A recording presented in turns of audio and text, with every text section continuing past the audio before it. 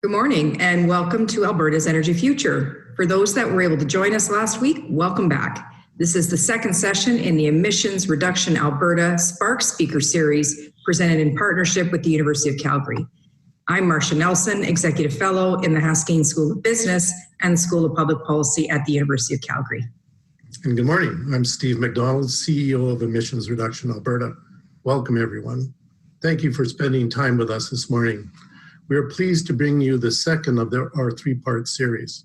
Last week, our keynote presentation by Kathy Bardswick and Alan Reid reinforced the role Alberta can play as a global clean energy leader.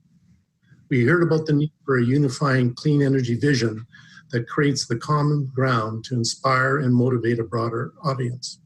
Guided by this vision, we need to build on Alberta's strengths, our abundance of natural resources, our expertise in technology and engineering, and our innovative and entrepreneurial spirit. We also heard about the need to put more focus on lower carbon technologies like carbon capture and storage and hydrogen, and the need for policy and regulatory innovation that can help accelerate the adoption of these technologies. Today, we're hosting an important panel discussion on industry and technology perspectives. These experts will take a look at the solutions that will enable Alberta's economic recovery and talk about those longer-term innovations that will keep us on track to meet our 2050 climate and economic goals. It's important to note we will be generating a What We Heard report shaped by this panel discussion and your input afterwards. The panel discussion today will be followed by a Q&A and virtual breakout sessions, and we do hope that you'll be able to participate. This is where those creative collisions occur, and we encourage you to contribute and share your perspectives. For example, last week we heard from a breakout group that connections were made to further work around low carbon fuel standards and on a potential biofuels opportunity. These conversations are important, and frankly, they're as close as we're going to get to those face-to-face conversations we used to have every day. It's our pleasure to introduce our panel of experts. Today, we are joined by John Mitchell, Vice President of Sustainability at Suncor, Scott Nelson, President and CEO of Titanium Corporation, Harrie Vredenburg, Suncor Energy Chair and Professor at the Haskayne School of Business at the University of Calgary, and Grant Strem, Chairman and CEO of Proton Technologies. Our panel moderator today is Dr. Elizabeth Cannon, former President and current Professor of Engineering at the University of Calgary. Welcome, Dr. Cannon and panelists, and we're really looking forward to this important conversation. Thanks so much, Steve and Marcia, and great to see strong participation today and a fantastic panel. We're going to get right into the discussion. We have some questions for the panel, but that'll be followed up by Q&A. So I do encourage all participants to send us your questions. But we want to also build on some of the discussion from last week about innovative solutions in the energy sector that will help us drive a sustainable economic recovery and a lower carbon future. So I'm going to ask each of our panelists to talk about one exciting innovation that they're working on right now. And I'm going to start with Scott Nelson. Over to you, Scott.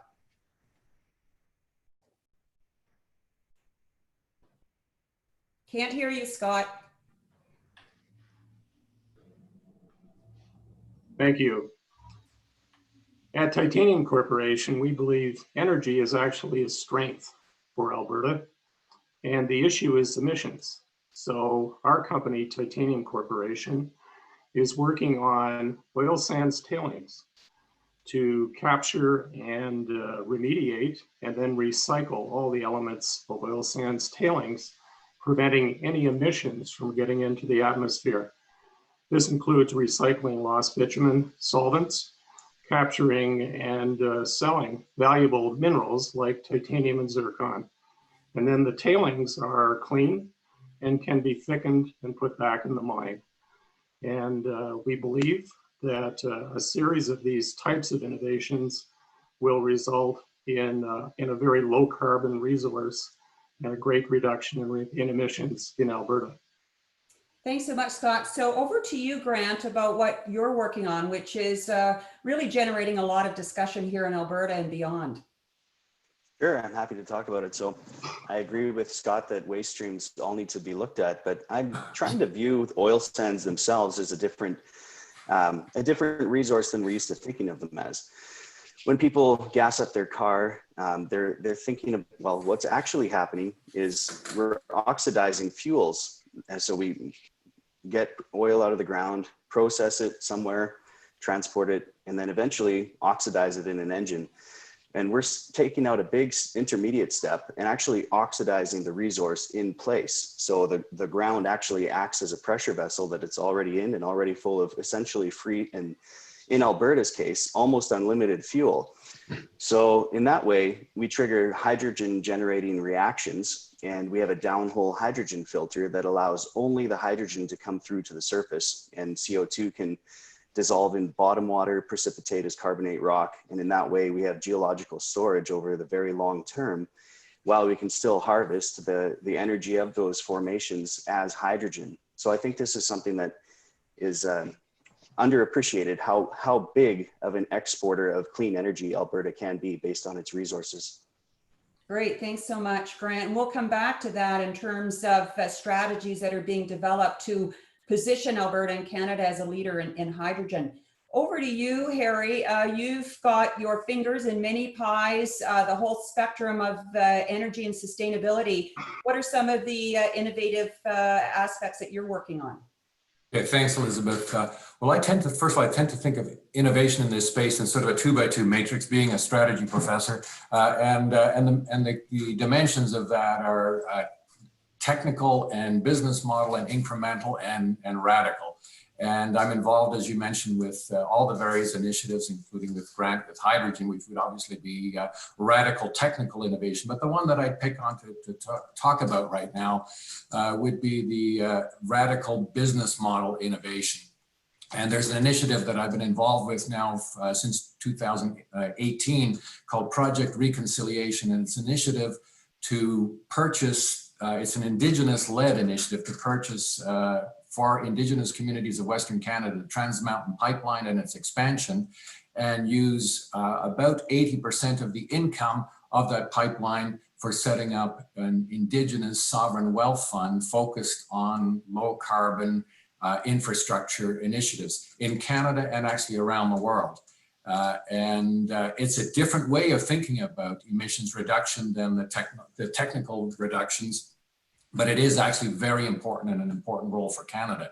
Canada at the moment does not have a fund such as that. There are funds like that based in Europe that I'm sure Grant is very familiar with. I know one of them in Amsterdam has just funded Blue Earth Renewables, but Canada could be a player in this space with a unique Indigenous run sovereign wealth fund funded by resources from our more traditional oil resource that will continue to go on for a number of years. But so we're essentially repurposing the natural resources wealth that Indigenous people have under their traditional territories to financial wealth in a new low carbon economy.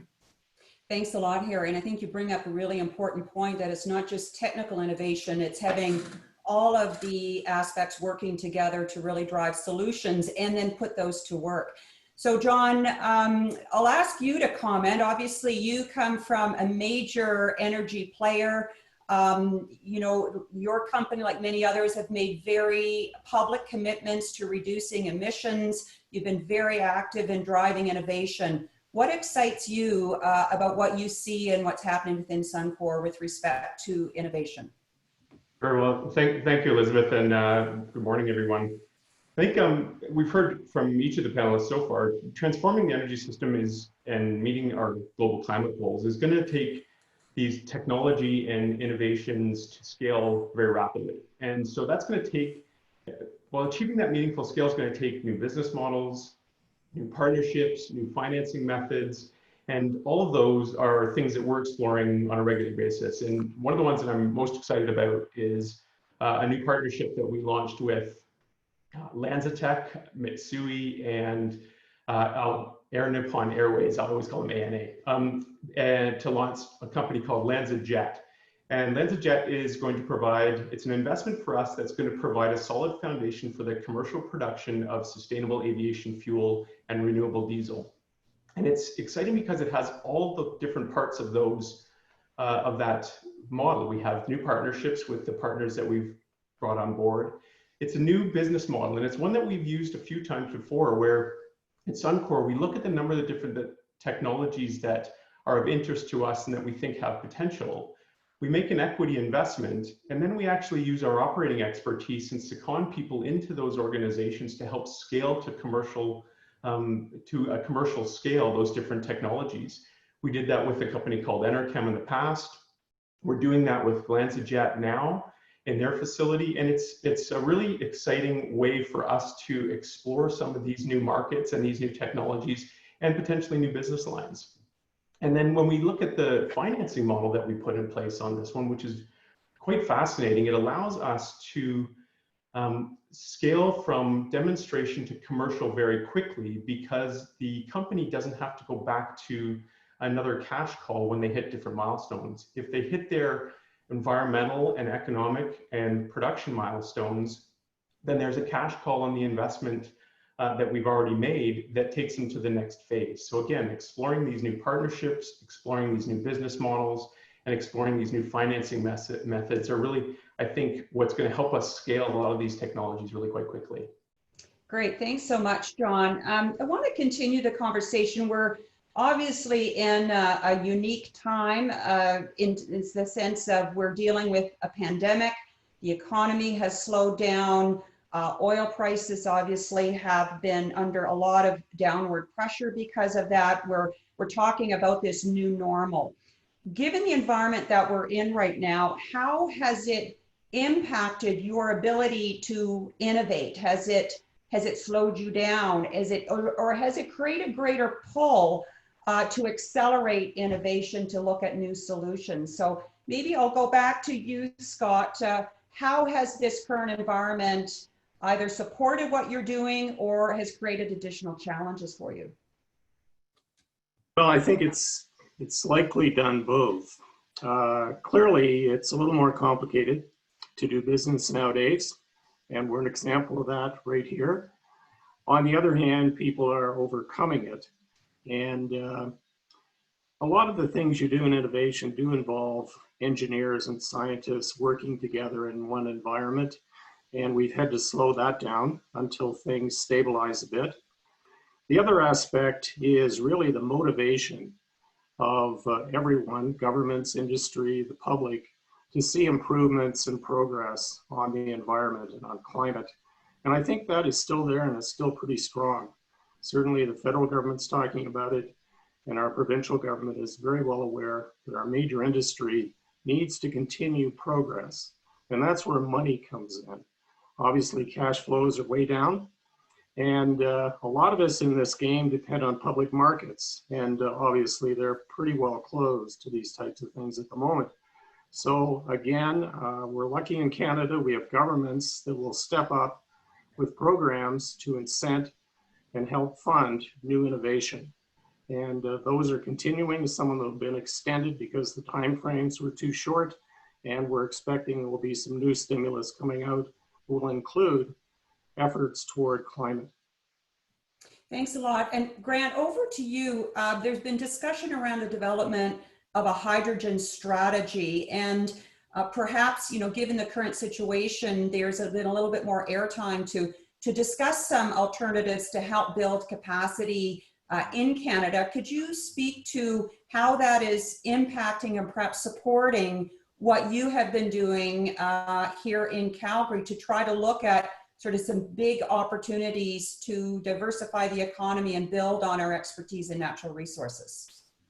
Certainly. First off, I'm very happy to see Alberta coming up with a hydrogen strategy at all levels in many provinces. That's happening, and it's not just Canada. So seeing that we are recognizing that there are economic ways to do clean energy is something that's fairly new. So one thing that I don't think had been well recognized before this is that there is a possibility to make a very likely possibility to make hydrogen much cheaper than natural gas. And if you can do that, you have clean energy as base load power. And if you want wind and solar, you can still have a hydrogen turbine that you can dial up or down in order to offset that. So the local market for hydrogen can be very huge and for clean energy at low cost. And the other thing is there's a greater recognition by utilities that pipelines can actually already take 15% or so hydrogen mixed within the natural gas stream, and that doesn't cause any harm to people's appliances. So those two markets locally, even just, you know, there are definitely other uses for hydrogen that are great, and we're already doing it, upgrading fuels, making fertilizer. But I think that there's a wider recognition that very low cost hydrogen makes a whole lot of changes. And even, you know, oil will never stop. We still like to have asphalt. We still like to have other consumer products that are made of plastic and rubber and things like that. But if we can run our steam generators on hydrogen, for example, then we can do it with zero emissions. So there are, I think these types of researches are pushing us to a much broader recognition of the potential of hydrogen. And in terms of your initial question related to COVID, yes, it harmed our cash flow, but somehow I think everybody got online during COVID, and they're just scrolling through different headlines. And we've been around for 4 years, but certainly haven't had the attention that we've had, you know, in the last 6 months. So it's been interesting to watch that unfold as well. Great to hear. John, I'm going to go to you. Clearly, when oil prices go down, that impacts cash flows. And often we see with many sectors and organizations, the first thing that gets pulled back is R&D and innovation. How have you within Suncor been able to continue to drive innovation, which is a long-term goal to reduce emissions during a time when, you know, there's obviously not the same level of cash flow that there's been historically? How do you lead through that, and what are some of the opportunities and challenges you've seen? Sure. I mean, when cash flow gets impacted in the way it does, oftentimes, yes, R&D does come back. In this circumstance, cash flow was impacted so significantly, everything came back. So there was some of our investments in low carbon energy were pulled back, unfortunately. Some of our capital investments in our operating assets were pulled back. Everything was scaled back. The nice thing about the innovation and technology space is that the way we're structured, we have those organizations internally, and they've got long-term innovation agendas, and we're continuing to progress those because of the commitment to what we believe is necessary going forward, using our strengths to capitalize on opportunities of the future, will only be progressed if we continue our innovation agenda and continue to bring those technologies from pilot through to demonstration through to commercialization. So when we've looked at our portfolio, we've scaled back everywhere, but we've maintained a really strong commitment to the innovations that we're trying to progress. You know, go no further than the example I just gave on LanzaJet, where we made that commitment and made that investment about a month ago. And so we're continuing to progress those things. It is important that we position ourselves for, some have called it build back better, some have called it a kind of resilient recovery, whatever the terminology you want to use. I think where we see a real benefit through the downturn in COVID is how we're thinking about planning for the recovery. What do we want? Where do we want to put our capital? What kind of things do we want to invest in? How do we want to shape that to make sure that we have a solid base business in order for us to continue some of those investments into the transformation that we want to lead through? So yes, challenges, but I think some real opportunities to revisit how we stack the portfolio going forward. Great. And Harrie, over to you, building on your comments about further engaging our First Nations communities and really having them at the table in a significant way. Has COVID and sort of the slowdown in the oil sector given sort of time and space, if you will, to not just look at technical innovation, but to be more open to business innovation that's going to bring some of this to fruition? What dynamics have you seen over the last couple of months? Yeah, I think a little bit reflecting what some of the others are saying, it's a little bit of both. For one thing, working with Indigenous communities as Project Reconciliation is we're dealing with communities that are in all across Western Canada, in rural Canada, and in Canada there's still somewhat of a digital divide as well. So communicating in time of COVID is a little bit challenged because our mode before that was visiting face-to-face in First Nations communities, the Indigenous leadership of Project Reconciliation. So that's been a bit challenged. But on the other hand, there's a bit of an opportunity here as well. All Canadian governments are spending fortunes on dealing with the pandemic and are looking for stimulus approaches to restart the economy. And Project Reconciliation's approach, in a sense, is something that addresses social justice for Indigenous communities, which is a big issue, climate through the Indigenous Sovereign Wealth Fund, and at the same time, it's a stimulus in terms of getting the Trans Mountain Pipeline built, and a stimulus that doesn't require actually any additional financial input. It's made essentially getting it, changing the ownership to Indigenous communities. And the Project Reconciliation has a bid into the proposal into the federal government to Finance Minister Morneau to acquire 51% of the Trans Mountain Pipeline. And so in many ways, it's an opportunity for the federal government. And we've just heard back from them that they're interested in talking. And that is expected to happen over the next couple of weeks in seeing if we can get to some sort of a transaction. But it's an opportunity to address the social injustice to Indigenous people, the climate issue through the Indigenous Sovereign Wealth Fund, and stimulating the economy in a financially very efficient way for the government. Because this project is a commercial project and commercially financed, so it's essentially taking off the government's hands 49% of an asset that they currently own.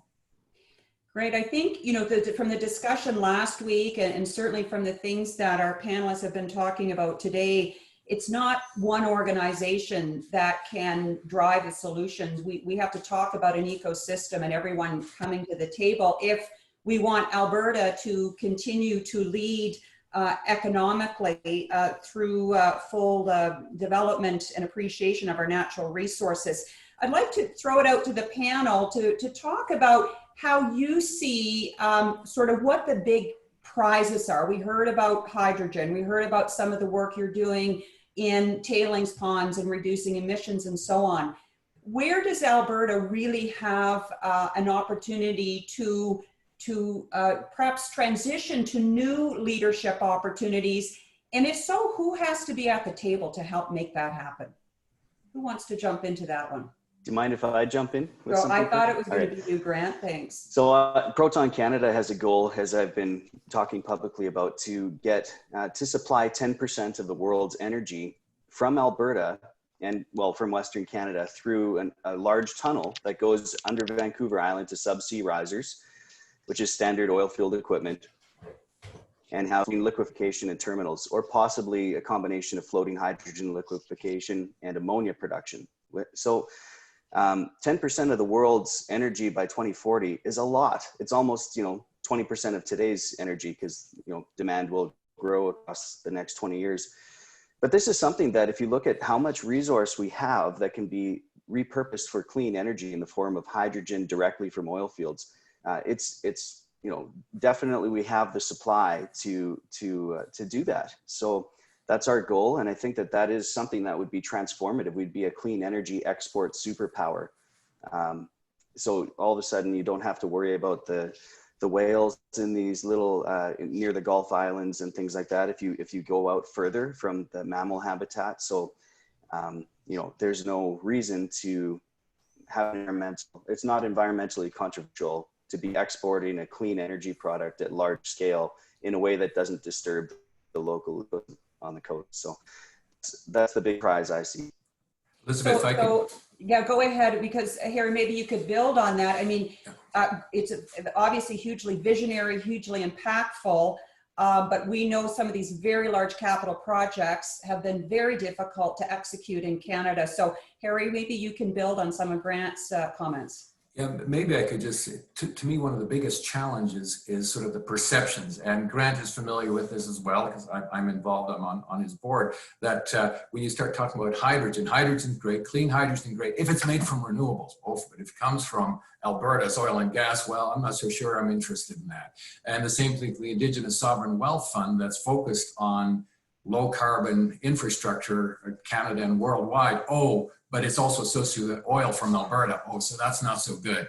And it's one of the things that we really have to find a way to overcome, because we're sitting here in the last session as well, talking about all kinds of cool, innovative things happening.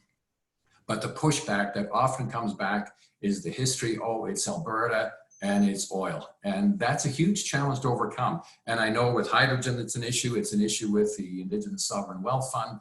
And I'm sure the others could speak to that as well. And it's not entirely clear to me how we do that. We're struggling with that. And I think with Project Reconciliation, we're making some headway with that. And I think in the hydrogen space as well. But it is a challenge for Alberta, coming from its history of oil and oil sands, or as often called tar sands. That's what we're still dealing with, no matter what you do with it.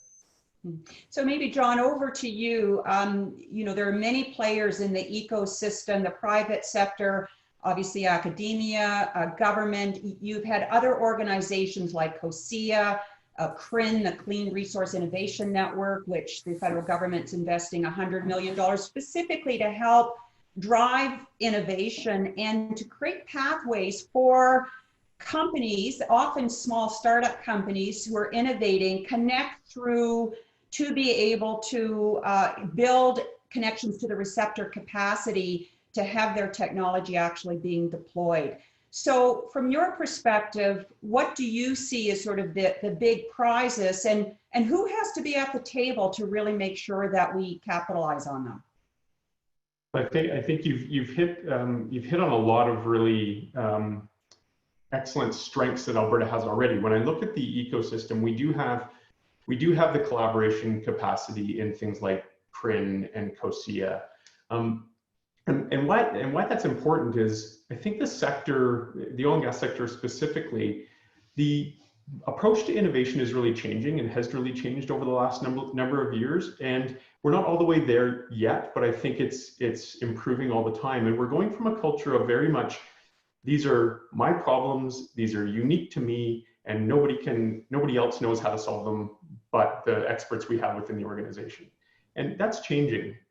And that's changing to a much more externally focused innovation model, where we are going outside of the walls of our organizations to seek solutions, to seek new partnerships, to seek good ideas from elsewhere. And I think vehicles like CRIN, like COSIA, you think about some of the work that Alberta Innovates is doing, and on some of the other types of innovations on how we think of the future and how we unfold some of those opportunities, things like the Energy Futures Lab. The ecosystem around ideas and this type of conversation in Alberta is so much stronger now than it has been in the past. It's allowing these concepts to sort of see the light of day, whether that's hydrogen, whether that's carbon capture, use and storage, or utilization and storage, depending on the vernacular of the day, or bitumen beyond combustion. I think what we're looking at now are the strengths that the sector has, and what we can build on to decarbonize the future. I mean, we're really excited about some of the biofuel opportunities that we've got. We think that there's some real potential in Alberta Innovates with bitumen beyond combustion work. There's some excellent work going on with XPRIZE and carbon capture, use and storage. So I think all the building blocks are there. What we need to do is make sure we've got the companies and the economy that has got us to where we are today. We reinforce that foundation so that we can have the capital and the cash flow to invest in a lot of these opportunities in the future. Great. Before I turn it over to you, Scott, just encourage folks who are online to submit their questions in the Q&A panel. I see some are starting to come in, but we'll be opening it up very shortly to your questions to our panel members. But before we do that, Scott, maybe you could talk about the prize. I mean, you know, what you're working on is hugely transformative, but I know you've been working at it for a long time. It's hugely capital intensive. What do you see that needs to be done to bring your technology into full production so the benefits can be realized for Alberta and beyond? Thanks, Elizabeth. You're right. Developing new transformative technologies for any large industry, particularly something like oil sands, is a very long process, and it requires a lot of money. We've invested over $100 million in our technologies. We're now at the engineering stage, looking at our first project at Canadian Natural's Horizon site, but it's a technology that is designed for the entire industry and all of their tailings areas. But so it's a big prize. Diversification is important in all of these things, and I think you've heard a bit about that. If we can diversify with hydrogen and some products like clean jet fuel and so on. In this case, it's valuable minerals, titanium and zircon for export markets. So there's a lot of those types of opportunities, products beyond bitumen. And it's really not any one thing. I think it will be a combination of efforts such as John described, that are going to result in a very large overall prize made up of many, many different components. And the good news is Albertans have turned their mind to that. We've got a lot of smart people, a lot of smart institutions like U of C, a lot of good scientists, and we have in Canada governments that are willing to invest and support us as we do that. So I think most of us in this game are pretty optimistic. We sort of have to tune out the noise from the the anti-oil sands type folks, and I think the answer to that is we'll just show them that we can be a very clean resource and one that's much needed in the world. Great, thank you very much. I'm going to turn to some of the questions that have been submitted, and there have been a number of follow up on your comments, Grant, in hydrogen, but really differentiating perhaps a label. And one of the questions is, we need to, as Albertans and Canadians, push back on this sort of green hydrogen label that's coming out of particularly Germany, was used as an example, so that that the comments that the panelists made around, okay, we can produce hydrogen, but again, it's coming from Alberta, that's not the hydrogen we want. Could you maybe speak to that, Grant? You know, it's not just, again, the technology, it's how it's positioned in the marketplace relative to other jurisdictions. Yes, I think there's always going to be a pushback on blue hydrogen, and it's not just Germany. Australia, it's very contentious right now. Should we be building blue hydrogen versus green, basically emissions free?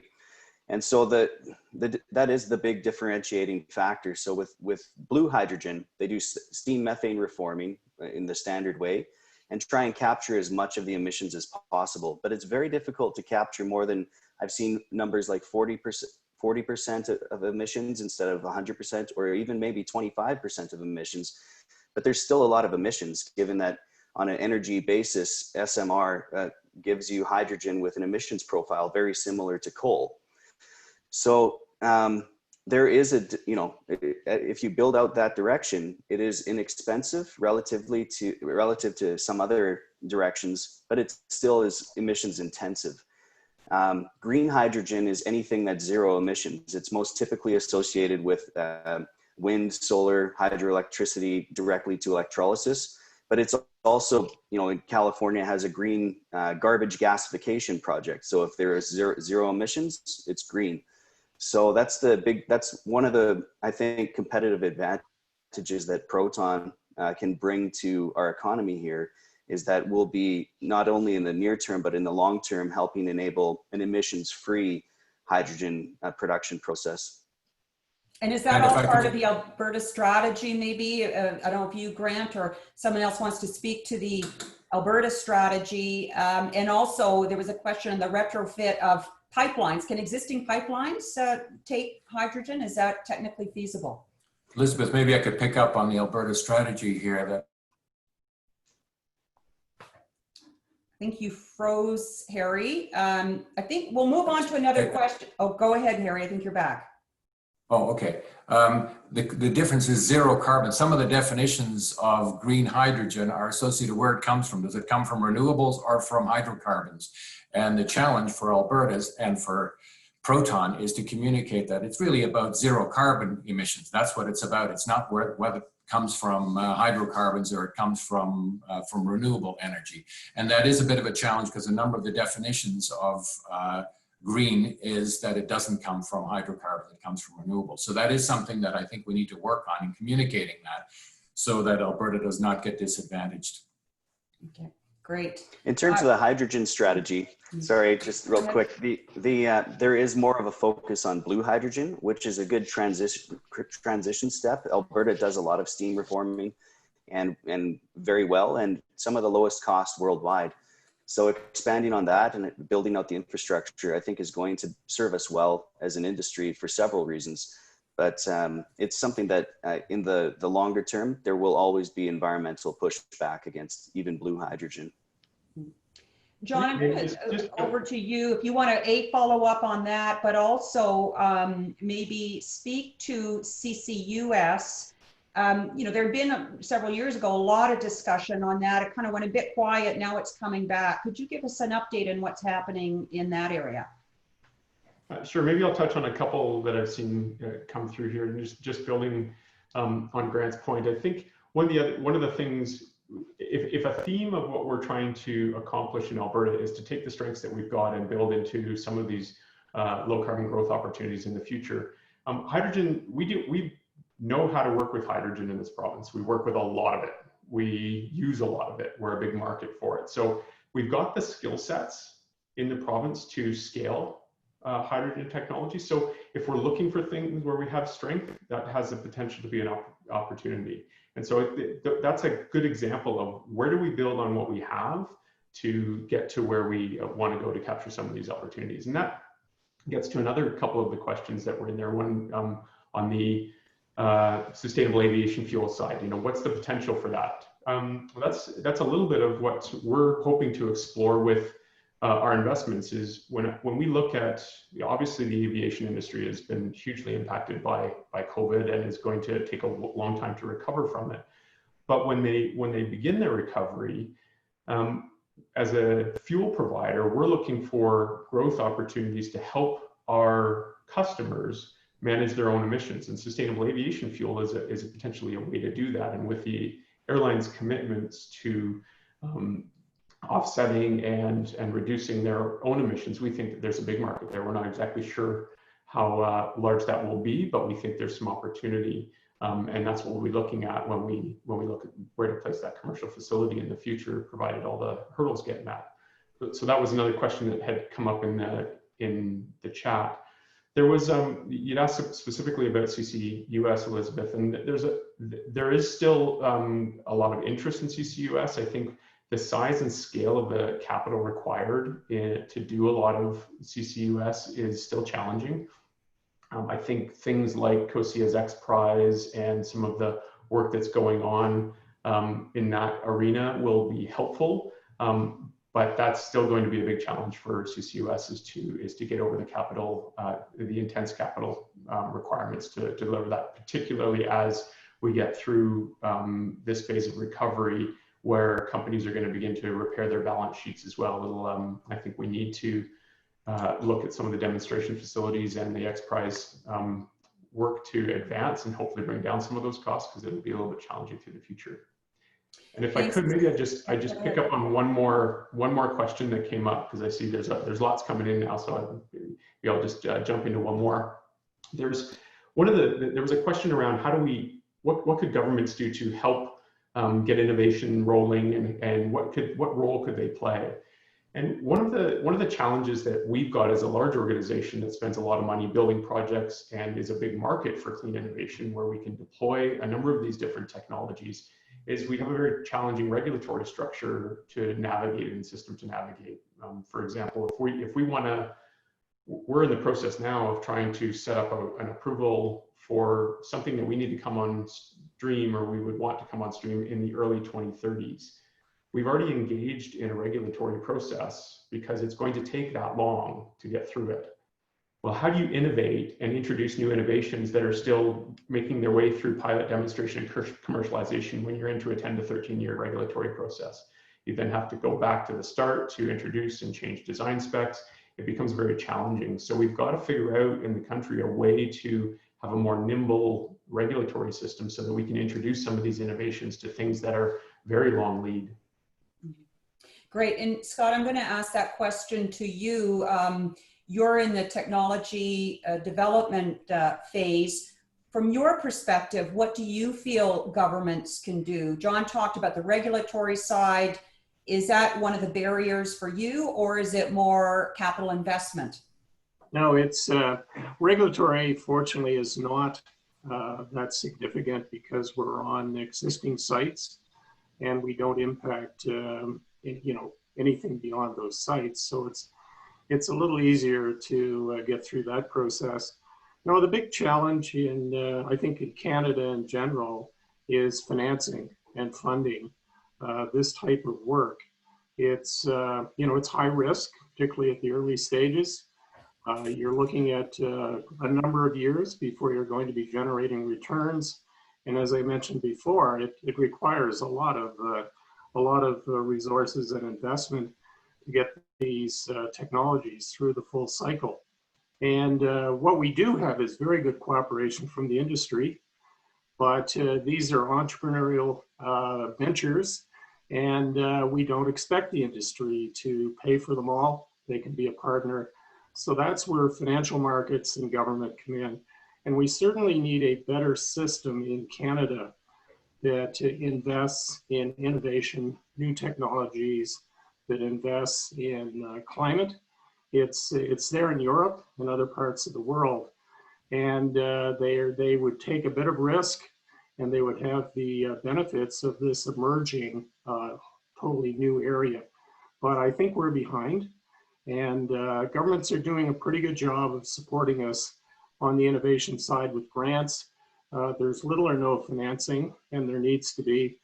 And as John said, we need to get to a better place from an economic climate point of view in Canada to really restart a lot of this work and get it through to completion. Harrie, I want to move over to you. There's some questions on how do you balance investing in innovation or adopting innovation, A, to drive down emissions, but B, to create more efficient operations, drive down costs in the current COVID environment where, many companies, particularly in the energy sector, are worried about, paying the bills this week and next. How do you, from an ecosystem perspective, you're a strategy professor, how do we as a community and an ecosystem tackle that? Well, one thing, the fortunate thing is that reducing emissions is actually correlates almost precisely with reducing costs as well. And I think that's what the industry has been focused on, and I think will continue to focus on. I recently published two co-authored papers, one in the Journal of Cleaner Production and the other in Energy's Journal, that show that Alberta oil companies, oil sands companies are in fact reducing their emissions and reducing their costs. And these are peer-reviewed studies. And I believe, and probably John is better positioned to comment on the details of this, but that will go on. And it's not inconsistent. Reducing emissions is not at all inconsistent with reducing costs. Now, that's in the longer run. That's not necessarily cutting costs in the immediate future, time frame to deal with COVID, but in the longer haul, that is exactly where it's going to. And in terms of the oil market, we're probably not going to see $100 oil again anywhere, if ever. So reducing costs is something that all companies are looking at and are working very hard on. And again, they correlate with reducing emissions. Mm-hmm. John, a question has come in regarding moving beyond energy. I mean, obviously, Suncor, you are an energy company, but looking at other technologies related to materials for energy, materials for batteries and other things. There was a question earlier around upgrading, sort of moving a little bit more downstream. Could you maybe comment on, where there are opportunities? Is it something that Alberta should be looking at with respect to, again, harnessing our know-how and our natural resources?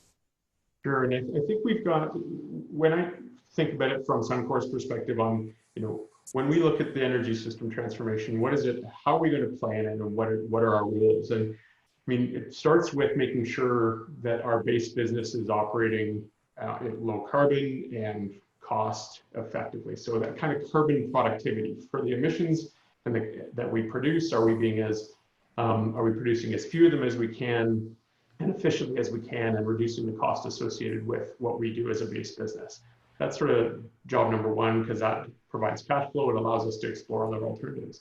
The second category is really this sort of low carbon profitability. Where are the opportunities in the future where we see opportunities for new business lines, whether that's in a bitumen beyond combustion, sort of a carbon fiber space, that could be in a hydrogen space, that could be in a biofuel space, could be in a materials space. I mean, when we think about even the refining we do now, everybody knows about the fuels that we produce, but we produce a ton of asphalt. So technically not an emitting source, but that's really not a big step to go from producing asphalt or carbon black into transforming that into other commodities, other things.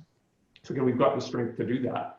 There's another part of what we do, which is helping the customers that we serve manage their emissions. So that customer connection.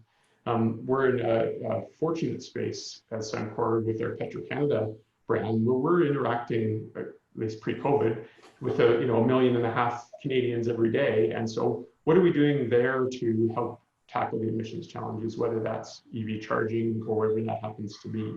And then there's sort of an energy transformation leadership, where you're thinking about what's the portfolio of new technologies that I want to begin to harvest and grow, so that we've got optionality in the future, and what are the policy environments that we need in order to make those successful. So the question around, is there opportunity there?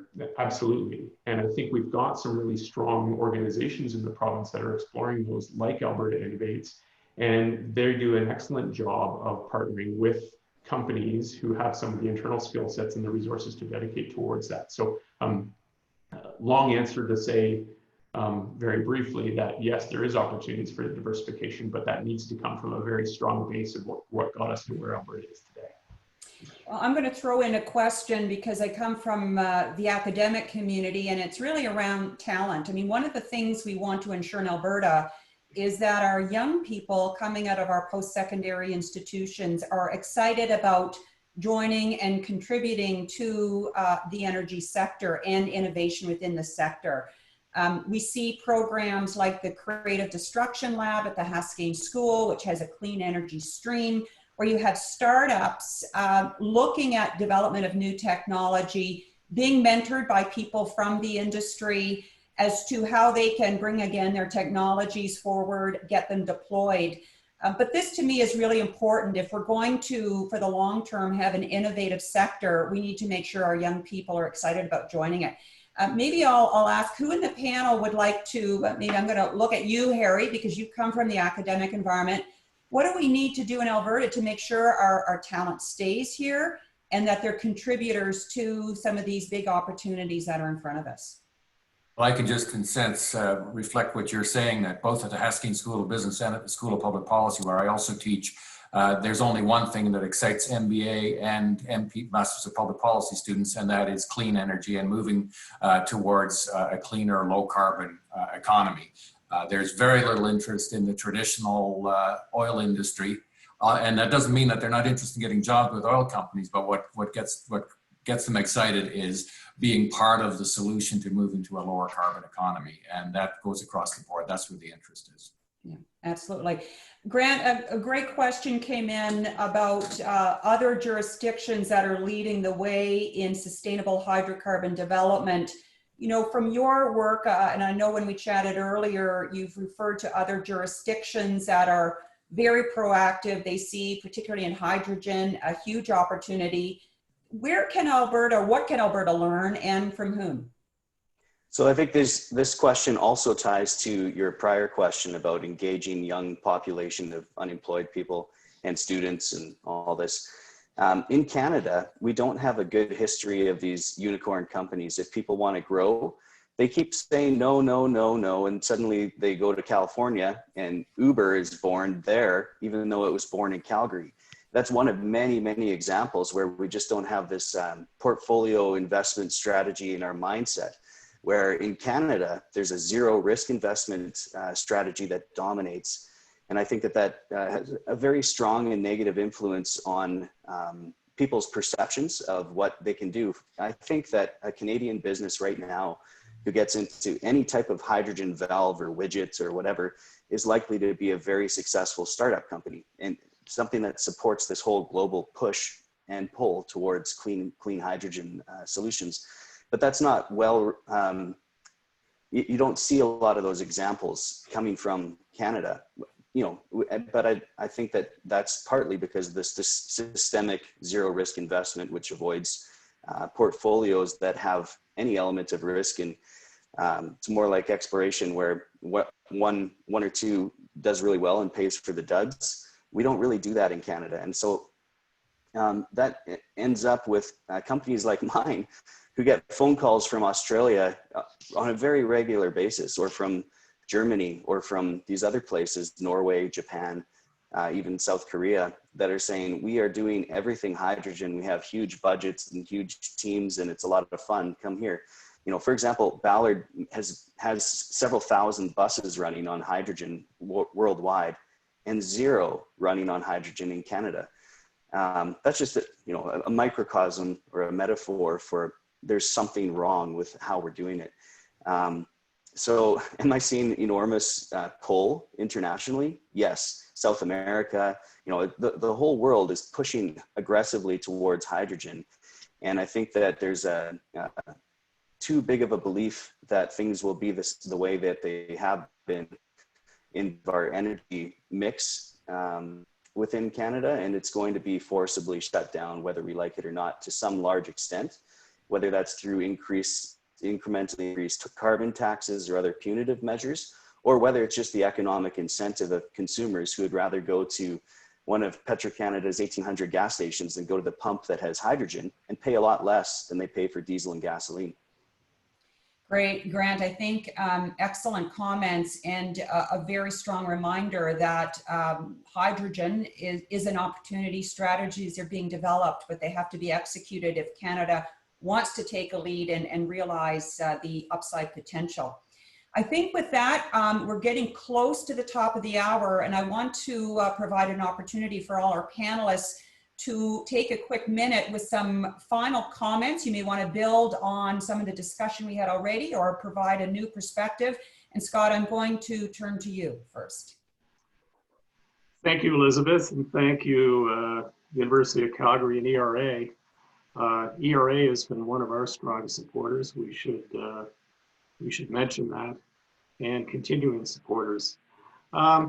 I think what we heard today is there's multiple routes to success in Alberta in creating a lower carbon future.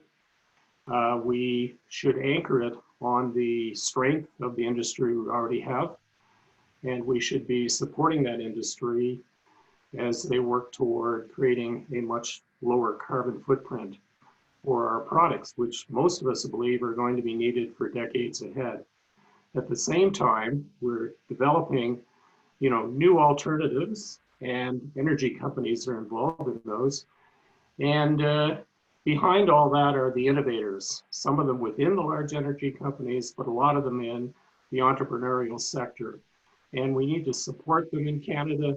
We need to foster them. This is the future for our children and our institutions to some degree.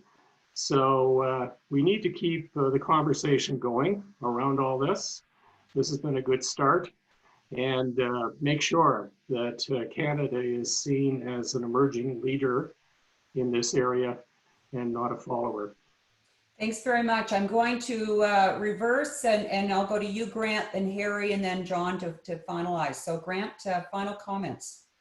Well, final comments. I'm delighted to have been invited as a guest. Sometimes I'm polarizing. I have strong opinions, and I'm strongly optimistic about our clean energy future. But to be able to give some view on sort of the rationale of why I feel this way. It's an honor to be your guest invited here, and thank you for that. We have a very strong hydrogen future as Western Canada, and I'm excited to watch it build as the years roll by. Great. Well, lots of interest in hydrogen today for sure, and I'm sure it'll follow up in the breakout sessions. Harrie, over to you. I noticed some of the questions are also asking about government's role, and I refer to an op-ed article I wrote in the Globe and Mail about 6 months ago, and I said the enemy is not Alberta and it's not the oil industry, but it's emissions that we should be focused on. And I would like to see our government leaders and business leaders focus on that. That's what we're really talking about. There's been too much focus on Alberta as the problem or the industry as the problem. And what we're hearing here today is there are lots of solutions, there's lots of innovation going on, and let's focus on moving to a low carbon economy. And it doesn't necessarily mean that Canada should shut down its industry and turn its back on its wealth of natural resources. And I think that's where the politicians are sometimes not getting it right. There's a strong pressure to shut down oil, shut down pipelines, shut down anything to do, and that is not the way forward. The way forward is what we're hearing today, is reducing emissions in various ways. Well, and I think it's an excellent point. I know oil sands producers, Suncor included, have reduced emissions by 30% since 2012, I believe. So it is happening, and it's through innovation and commitment. Sometimes that message, even if it's being communicated, is not being heard or sufficiently heard, or if it's sufficiently appreciated. But over to you, John, for some final remarks from our panel. Sure. I think the conversation has been great. I think there's been some really nice closing elements. When we look at the last few months, obviously COVID and our response to it, it's shaken the foundations of our economy, and it's shaking the foundations of economies around the world. But one of the things it has shown us is that we can come together. I mean, I look at the animosity that was present between governments 6 months ago, 8 months ago. We can, when motivated, come together and break down some of those barriers. And we've seen a real rallying of our governments to the crisis, the working together. It hasn't been perfect, but I think it's been a lot better than it was prior to that. So when we're motivated, whether it's companies or whether it's others, we can come together to bring all of what has created the prosperity and the nation that we know today. We can reinforce the foundation that has built that prosperity, and we can look at what opportunities we want to capture to thrive in this low carbon economy in the future. And I think building on those strengths that we've got will position us really well. And we don't have a lot of time to do that. We have to do this very quickly. We're about to enter into one of the largest global competitions for capital that we've seen in recent memory. And if we don't get our act together and make sure that we're positioning ourselves as a nation to attract that dollar back to this country, we're going to miss some of these opportunities that we're so set up to capture. And so we need to move, and we need to move quickly on this. Thank you, John. Excellent remarks to close out our panel. I would like to thank all our panelists. I think excellent discussion and perspectives, and I know that will continue on in the breakout sessions. There will be a short bio break. Links were sent to our participants of how to connect into the breakout sessions. If you missed that, it is also in the chat box that is connected to your Zoom link. I see it already, that for the breakout session. So I do encourage you to participate and continue on the discussion and the questions, really important topics. Thank you so much to the ERA, to the Haskayne School of Business, to the School of Public Policy at the University of Calgary for initiating this, as was said by all our panelists, a very important and timely discussion. Thank you very much and have a great day.